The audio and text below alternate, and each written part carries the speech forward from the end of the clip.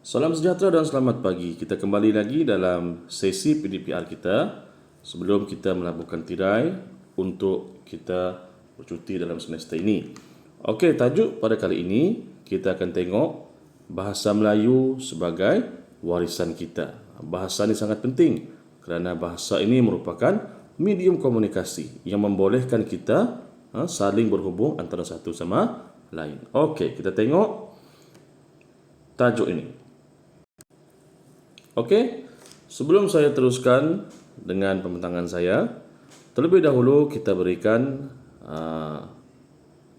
kredit kepada Ketua Panitia Sejarah SK Sentosa, Cikgu Loh Chiling, kerana beliau berusaha untuk menyediakan semua nota ini untuk murid-murid SK Sentosa. Jadi, kalau guru-guru sudah melakukan sehabis baik, kamu sebagai murid seharusnya memberikan kerjasama dengan mengambil perhatian, memberikan respon dan melaksanakan tugasan yang diberikan. Okey, kita tengok susun galur bahasa Melayu. Saya berkata tadi, bahasa merupakan alat perhubungan manusia. Contoh bahasa Melayu yang kita tuturkan di negara kita. Ada pelbagai kaum Melayu, kaum Iban, Kedazan, Cina, India. Semua ni ada bahasa masing-masing. Tetapi apabila kita berada dalam satu komuniti yang sama, kita dapat berkomunikasi dengan menggunakan satu bahasa, iaitu bahasa Melayu.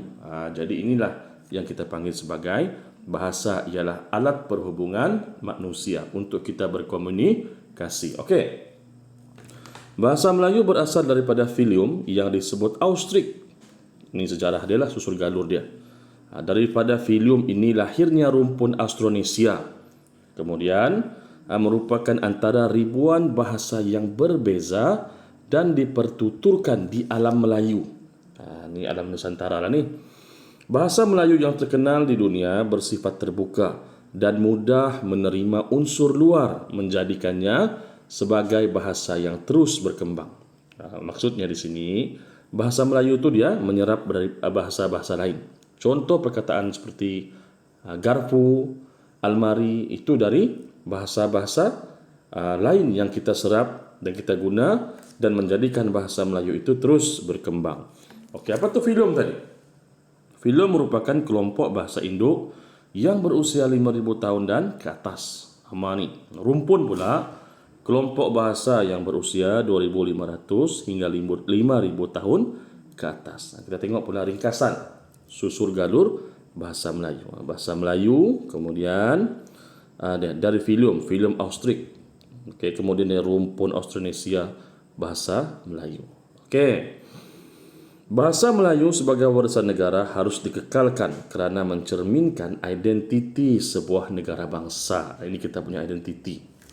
Sebagai rakyat Malaysia, kita seharusnya boleh menggunakan bahasa Melayu dengan baik untuk kita gunakan dalam pertuturan seharian dan seterusnya dalam berkomunikasi. Tamadun sesuatu negara biasanya dapat dilihat pada warisan seni budaya yang mencakupi bahasa, amalan dan cara hidup pelbagai kaum. Maksudnya di sini, kalau kita hendak merujuk kepada tamadun sesuatu negara, kita akan lihat warisan-warisan seni ini. Dia mencakupi bahasa dia macam mana? Adakah bahasa dia luas digunakan? Amalannya dan cara hidup pelbagai kaum. Warisan negara juga perlu dikekalkan demi kesinambungan budaya, dikata. Dan mempelajari susur galur bahasa Melayu menyedarkan kita bahawa bahasa Melayu merupakan warisan negara yang perlu dibanggakan. Betul. Seharusnya kita berbangga kerana kita ada bahasa yang diwariskan kepada kita, yang mana bahasa ini memudahkan kehidupan kita untuk kita berhubungan dengan masyarakat pelbagai kaum di negara ini dengan menggunakan satu bahasa. Okey. Kita tengok pula taburan wilayah penutur bahasa Melayu. Bahasa Melayu menjadi khazanah yang diwarisi dan terkenal semenjak zaman Kesultanan Melayu Melaka. Penggunaan bahasa Melayu tersebar di seluruh dunia dan digunakan sebagai bahasa lingua franca Maksudnya, bahasa lingua franca ini adalah bahasa perantaran atau perhubungan antara masyarakat. Okey, ingat lagi dalam zaman Kesultanan Melayu Melaka dulu, ramai pedagang-pedagang yang datang dari India, dari China, dari gugusan Kepulauan Melayu, dari Arab. Jadi mereka ini menggunakan satu bahasa. Bagaimana kalau mereka ini datang tapi mereka tak paham bahasa Melayu ataupun tidak ada bahasa yang boleh dijadikan lingua franca. Jadi akan menyebabkan aktiviti perdagangan terganggu. Maka dengan itu, sebab itu lahirlah bahasa Melayu yang berfungsi sebagai lingua franca. Okey? Tengok pula wilayah penutur bahasa Melayu di dunia. Vietnam, Melayu Champa, ini Melayu Champa. Australia Barat, Brunei Darussalam, Pulau Christmas, New Zealand, Indonesia, Selatan Thailand, Filipina, Sri Lanka, Madagaskar, Pulau Easter, Afrika Selatan, Malaysia, Pulau Kokos, Kemboja, Taiwan, Arab Saudi dan Singapura. Okey.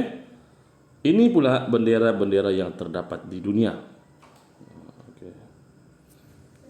Okey, awak boleh tengok di sini, boleh rujuk. Ada bendera dari negara Vietnam, Taiwan, Brunei, Australia. Okey. Sekarang ni kita tengok pula persamaan dalam sebutan. Kenapa berlakunya persamaan dalam sebutan ini? Dari awal tadi sudah saya jelaskan. Kerana bahasa Melayu itu dia menyerap pengaruh dari bahasa luar. Dan seterusnya, ini memperkayakan perbendaharaan kata dalam bahasa Melayu itu sendiri. Kita tengok, mungkin ada perkataan seharian yang kita sebut, yang mana sebenarnya bahasa itu berasal dari pengaruh bahasa luar. Kita tengok hari ini satu-satu kita tengok. Okey. Jadi ini telah memperkayakan kosakata. Kosakata perbendaharaan kata dalam bahasa Melayu.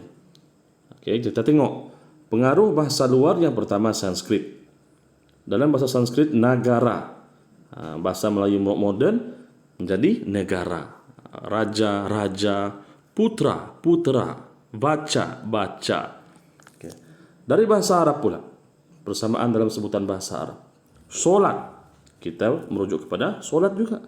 Ustaz, kita juga menggunakan, bahasa Melayu moden menggunakan ustaz, merujuk kepada orang yang mengajar tentang agama. Akal, jadwal, kamus. Kamus kita pun panggil kamus. Okay. Portugis, charmisa, merujuk kepada kemeja. Okay. Ini saya kata tadi. Janela, bahasa Melayu moden kita panggil jendela. Toalha, dalam bahasa Melayu moden tuala.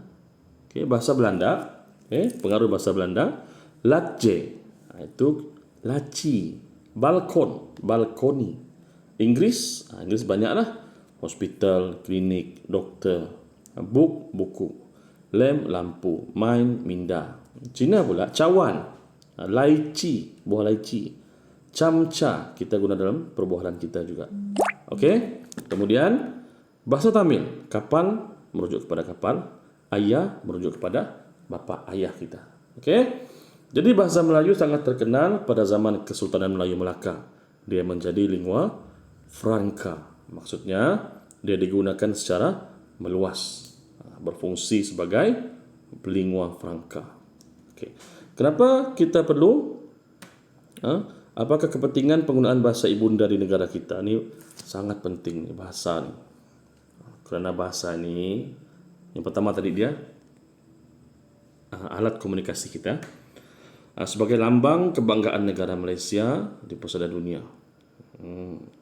Orang luar negara, bila dia dengar saja bahasa Melayu, dia tahu ini bahasa Malaysia. Orang ini dari Malaysia, itu maksudnya. Dapat menjadi bahasa komunikasi terbesar harian di negara kita. Ya, ini sekarang fungsi bahasa Melayu.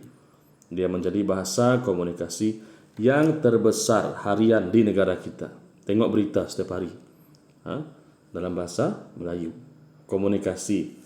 Kalau kita pergi jabatan-jabatan kerajaan, mereka menggunakan bahasa Melayu. Hospital, balai polis, type laporan dalam balai polis, kita gunakan bahasa Melayu. Okey, dapat memertabatkan bahasa negara kita di mata dunia, mengembangkan kebudayaan dan sejarah kita di mata dunia, satu pendekatan bahasa yang berkesan dalam pengajaran dan pembelajaran bahasa Melayu. Betul.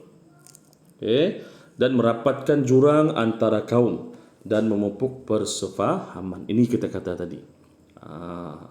Melalui bahasa Melayu, kita dapat mengeratkan hubungan perpaduan antara kaum. Kerana melalui bahasa Melayu, kaum-kaum yang ada identiti bahasa tersendiri ini, mereka boleh berkomunikasi sesama sendiri, sesama komuniti ini dengan menggunakan satu bahasa, iaitu bahasa Melayu.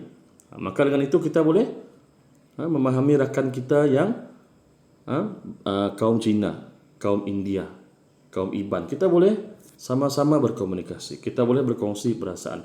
Kita boleh berkongsi pendapat. Kita boleh berkongsi idea-idea dan sebagainya. Okey. Jadi itu saja untuk hari ini. Sekian dan terima kasih.